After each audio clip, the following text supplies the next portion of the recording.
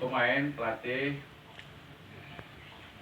sekali lagi sebelum kita pulang besok, saya nekankan lagi komitmen, ya. Sipci sangat komitmen dengan hak-hak, ya. Kalian sudah kewajiban latihan dengan yang lain, terus kami sebagai manajemen tentu ngasih hak sesuai dengan regulasi yang ada, peraturan yang ada. Tentu kita selalu komunikasi saja.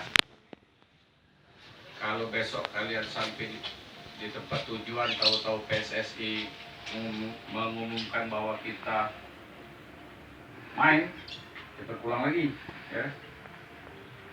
Jadi kalau belum ada, tunggu saja berita. Yang paling penting pemain, doakan kami, ya. Doakan supaya lancar ngurusi soal keuangan Suji FC.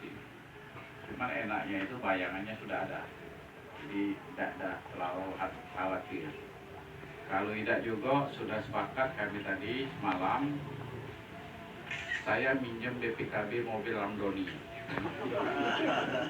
Di mobilnya itu laku lacak 2M. Sudah saya tahu ya. Satu lektor tuh. Nolnya ngelinding, pokoknya 20 juta malas loh. Tapi mahal tuh bos, corona kan. Jadi itu pemain, sekali lagi coach, siap. Yakinlah kita tidak pernah meninggalkan jejak kepada siapapun pemain setelah berdirinya SMC dari tahun 2004. Belum pernah.